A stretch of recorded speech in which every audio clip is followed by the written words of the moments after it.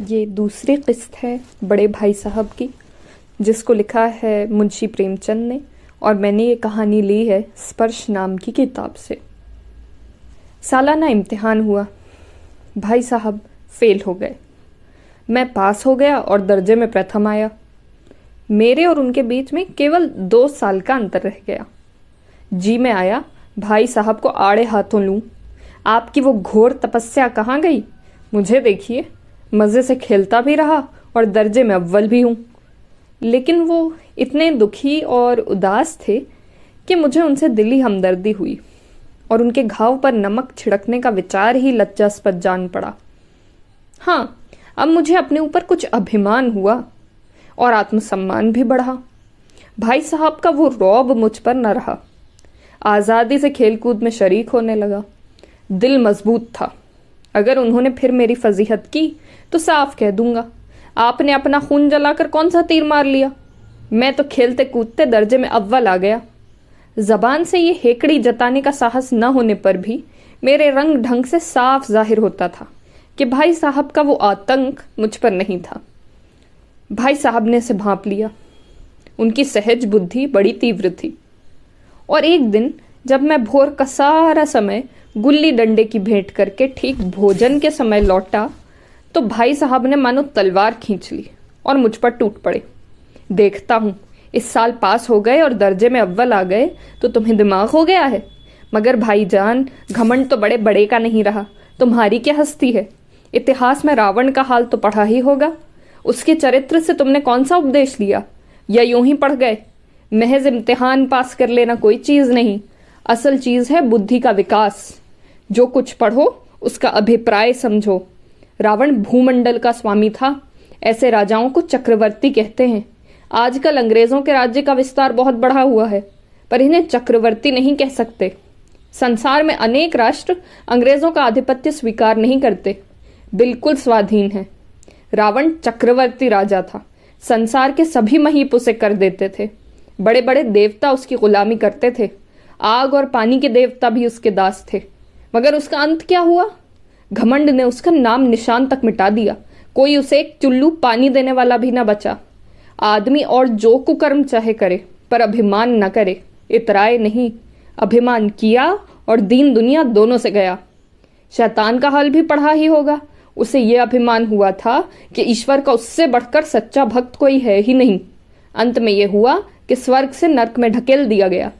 Shah room ने भी एक बार अहंकार किया था, भीख मांग मांग कर मर गया। तुमने तो अभी केवल एक दर्जा पास किया है और अभी से तुम्हारा सिर फिर गया।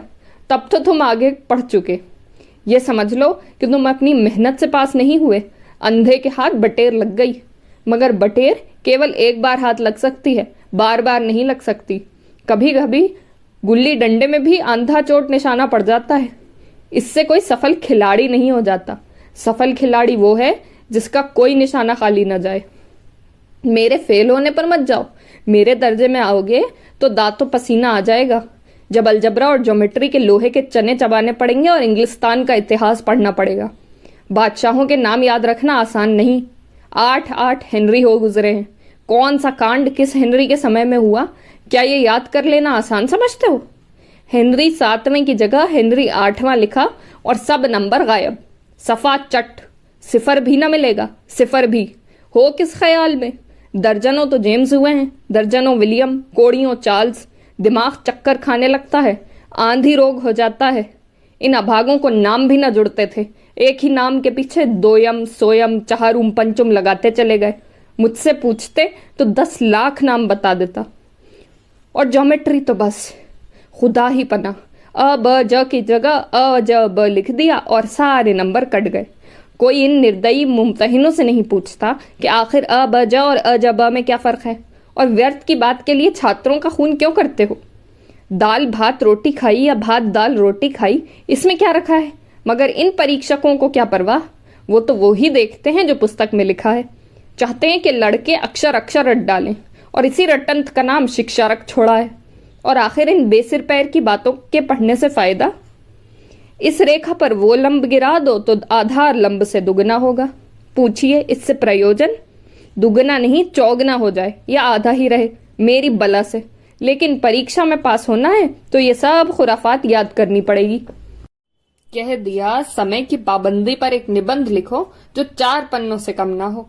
अब आप कॉपी सामने खोले, कलम हाथ में लिए, उसके नाम को रोइए। कौन नहीं जानता कि समय की पाबंदी बहुत अच्छी बात है। इससे आदमी के जीवन में संयम आ जाता है, दूसरों का उस पर स्नेह होने लगता है और उसके कारोबार में उन्नति होती है। लेकिन इस जरा सी बात पर 4 पन्ने कैसे लिखें? जो बात एक वाक्य में कही जा सके उसे 4 पन्नों में लिखने की जरूरत? मैं तो इसे हिमाकत कहता हूँ।